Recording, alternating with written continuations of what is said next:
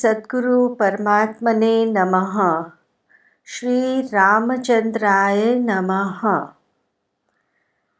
In Prabhu Prarthana today, let us reflect upon what the spiritual aspirant desires from God. He says, Hey Prabhu, Asa Mann Kar Do. O Lord, condition my mind thus. The prayer starts with the word Prabhu. Hey Prabhu, or O Lord, condition my mind thus. It is a fervent call by the aspirant to the Almighty to solicit His attention. Godhood is prosperity and richness in all its manifestations. The entity God possesses all these attributes. He is called the Supreme Being. The Supreme God alone possesses the 6 attributes of godliness.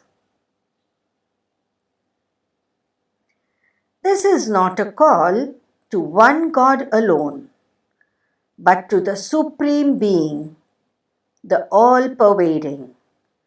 This is an ardent prayer to Lord Ram, Lord Krishna, Lord Shiva, Ma Kali, and Shri Gurudev, or your personal deity. But above all, it is a call on your own conscience. Mind is the center of this prayer. The seeker pleads to God to condition his mind thus. Means how? How does the seeker desire his mind to be different? Isn't he satisfied with the way his mind functions? It seems the seeker needs a change in his frame of mind. We believe we are proprietors or owners of our own house, that is our body. But are we? No, it has to die. Do we even belong to our family members? We simply assume they belong to us. Then how can we talk about proprietary rights? Ownership of what? And for whom? Can we control our mind, our galloping senses, our ego, and our circumstances? Having understood his miserable condition, the seeker pleads to the Master of the universe to help him. The egoistic mind, which thinks only of I, me, and myself, is lost in the abysmal darkness of its own actions. It needs guidance and therefore prostrates itself before the Almighty. Let us analyze the constituents of the mind. Doctors and scientists have declared, after complete post-mortem of the body, that the mind is only the formless, invisible organ in the body. Shri Gurudev says in Bal Goshti, Kaho kaun man ka roop? He answers, Binu ang jag ka bhoop. Meaning, what is the form of the mind? It is the invisible ruler of the world. If we try and delve deeper into this, we realize that the mind is a two-timer. Isn't it shocking? One time it says, do this. the next moment it commands you not to do it. Should I go here or should I not? These are ambiguous thoughts that constitute a mind. All thoughts are a product of the number of good or bad thoughts that are scattered in our mind. Let us elaborate on this. Chitrakoot was the abode of Lord Ram during his forest sojourn of 14 years. Shri Gurudev chose Chitrakoot as the place for his hermitage, that is ashram. When was the first time we desired to visit Chitrakoot? The word Chitrakoot got registered in our minds as soon as the ears heard them. The memory gave rise to thoughts of Chitrakoot, followed by the desire to visit it. The mind, directed by the desire of the senses, that is the ears, decided to visit Chitrakoot and acted to reach it finally. How simple, but is it? A deaf man who cannot hear words or rhythm, right from birth, cannot experience sound. Therefore, even while seated in an auditorium, his mind is oblivious to the thundering beats of Zakir Hussein's tabla. He is in the state of undisturbed bliss. Our senses of sight, smell, sensation, speech and taste form our mind, and our good inclinations or bad attitudes nourish it. A father gives highest education to make his son a judge. The same father suddenly becomes a criminal and is charged with the crime committed by him. He is sentenced to imprisonment by the judge, his own son. In the same way, the mind, which the senses create and nourish, becomes all-powerful. It commands the same senses that made it. The senses have made the mind their slave. The mind will command the eager senses to watch its favorite channel on television, though we have a splitting headache. We merely watch it, discarding our less dominant desire to pray, even brushing aside important tasks to be completed. Lord Krishna tells Arjun in the Bhagavad Gita, chapter 2, verse 14, Matra sparshastu kaunteya shitoshna sukha dukkha agamapaino nityastam titikshasva bharata. Meaning, O son of Kunti, the transient feelings of happiness and distress and their disappearance in due course are like the cycle of winter and summer seasons. Therefore, bear with them with equanimity.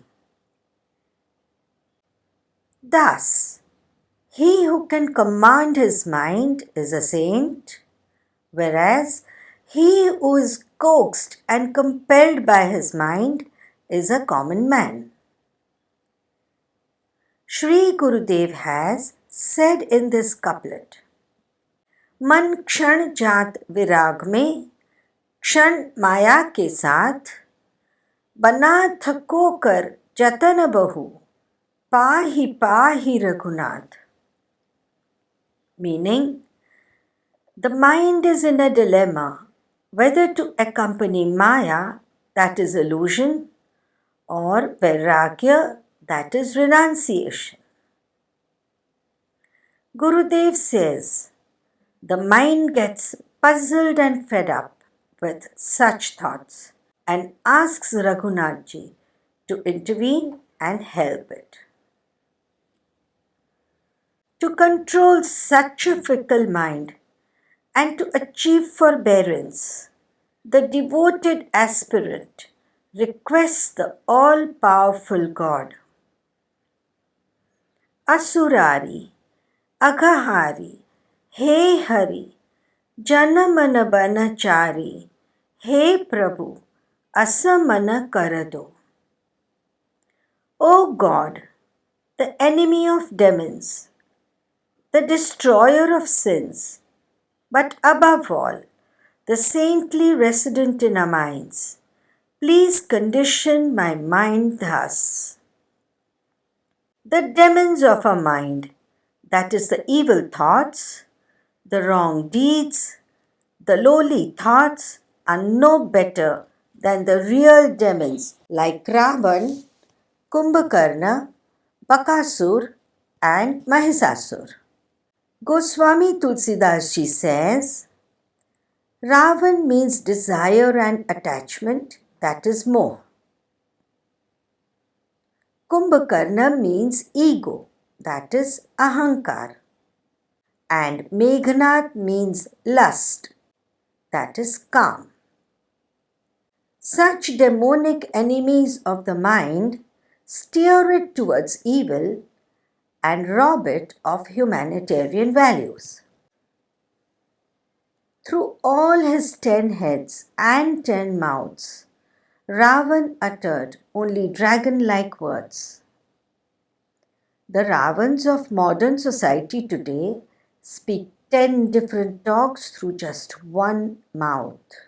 They deceive people and are not trustworthy. What name should we give them? Kumbhakarna slept for 6 months and kept awake for 6 months. Isn't it true that many of us sleep for 12 hours a day? The call of scriptures, saints, or even a self-realized Sadguru cannot awaken them from their deep slumber. If at all they do wake up, only temporarily, they talk barren philosophy, revert to their old egoistic self, which binds them again to worldly attachments. The devotee pleads with God that just as God had killed the demons, similarly, he should help him to destroy the evil thoughts that rule his mind.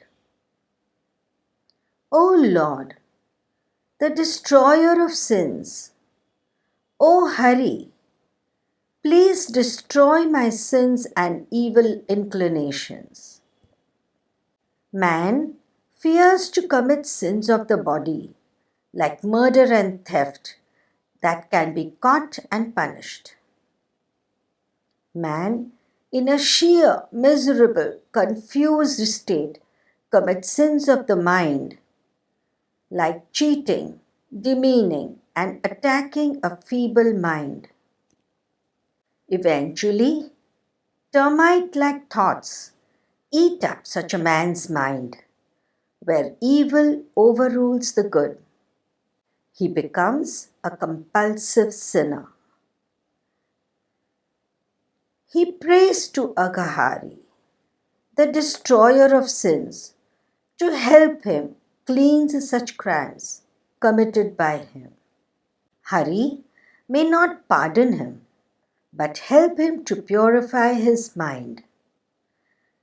Jana Mana Banachari means the all-protective, pervading God who roams in the mind of the submissive aspirant.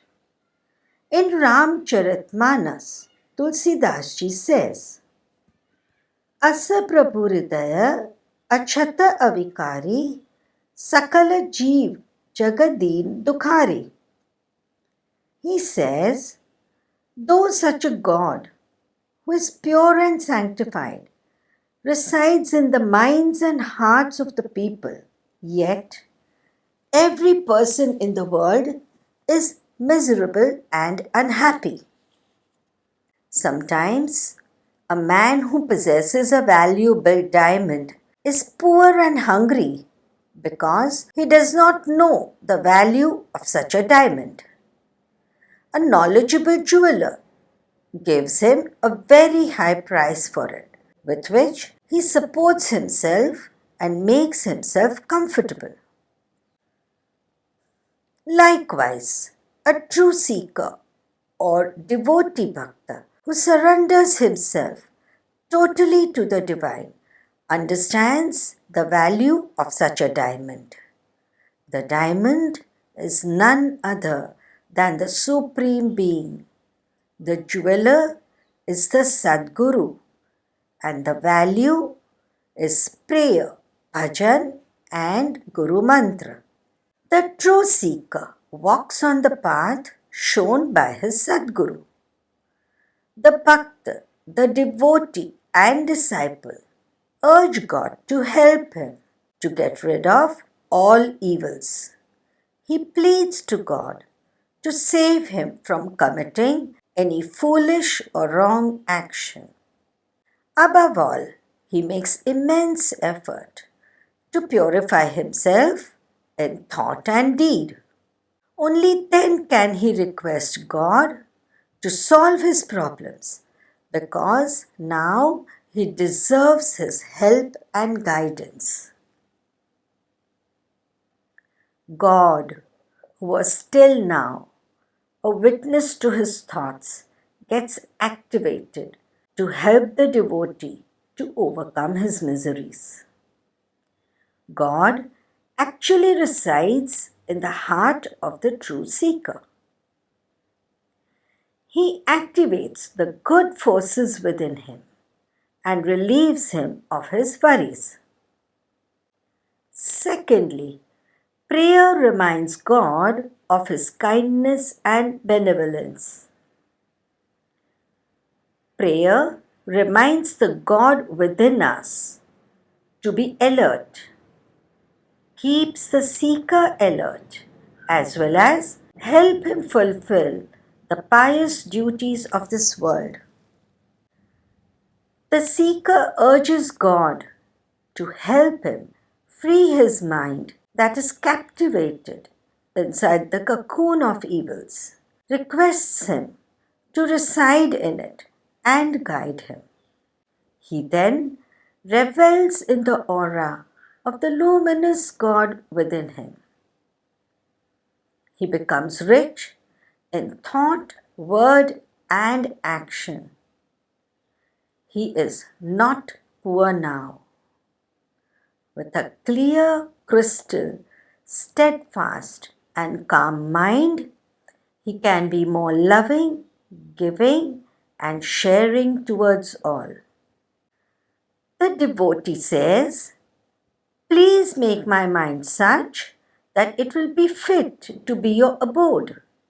And in such a mind, free from vices and sin, there will only be left pure love and yearning for you." Shri Sadgurudev ki jai.